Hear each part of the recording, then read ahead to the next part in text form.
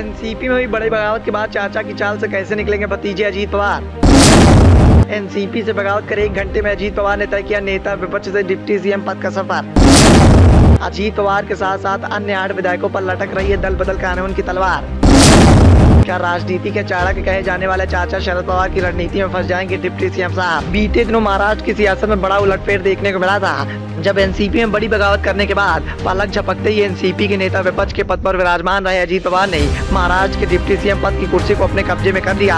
महाराष्ट्र के deputy CM बनने के बाद भी अजीत पवार की मुश्किलें कम होने का नाम नहीं ले रही हैं। अजीत पवार समेत अन्य 8 विधायकों पर अभी भी दल बदल कानून की तलवार लटक रही है। हालांकि अजीत पवार के द्वारा जो दावा ठोका जा रहा है, पार्टी के अंदर मौजूद कई विधायकों के द्वारा उसे सिरे से खारिज भी किया जा रहा है, जिससे महाराष्ट्र के डिप्टी सीएम अजीत पवार संकट में दिखाई दे रहे हैं। राष्ट्रवादी कांग्रेस पार्टी अजीत पवार अपने चाचा शरद पवार से अलग होकर महाराष्ट्र सरकार में शामिल हो चुके हैं। अजीत पवार के द्वारा एनसीपी के 53 विधायकों में से 40 पर अपना दावा ठोका जा रहा है। हालांकि केवल 8 विधायक उनके साथ गए हैं और एकनाथ शिंदे की सरकार में शामिल हुए हैं। इस बगावत को 2 दिन हो गए, लेकिन ये साफ नहीं हो पाया कि कौन सा गुट कितना बड़ा है, शरद पवार या फिर अजीत पवार के साथ एनसीपी के ज्यादा विधायक हैं। रिपोर्ट में इस बात का दावा भी किया जा रहा है कि अजीत पवार ने इसे लेकर राज्यपाल को एक पत्र लिखा है, जिसमें इस बात का दावा किया गया है कि 40 से ज्यादा विधायक उनके समर्थन में हैं। हालांकि इस दावे को लेकर पार्टी के अंदर मौजूद कई विधायकों ने इस बात के आरोप भी लगाए हैं कि अनजाने में उनसे साइन कराया गया।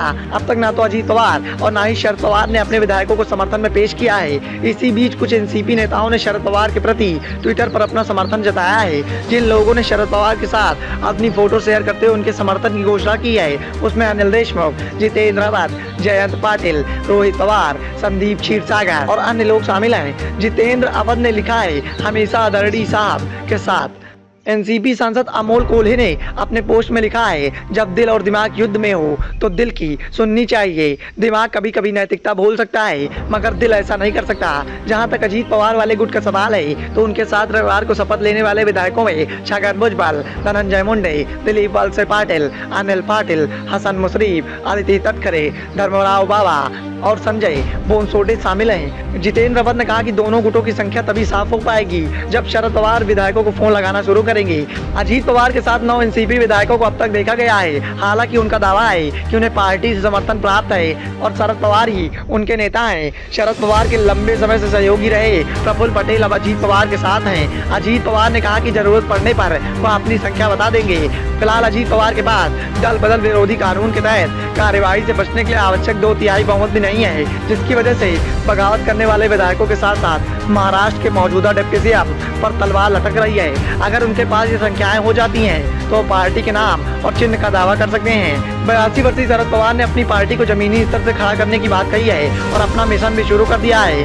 फिलहाल टीम शरद पवार दल बदलुओं की अयोग्यता पर कानूनी एक्सपर्ट से सलाह दे रही है। शरद पवार के करीबी सूत्रों की माने तो उद्धव ठाकरे जैसी गलती नहीं करना चाहते, जिन्होंने एकनाथ शिंदे के साथ चले जाने पर भी सभी दल बदलने वाले विधायकों को देशद्रोही कह दिया और उनके लिए पार्टी के दरवाजे बंद कर दिए थे।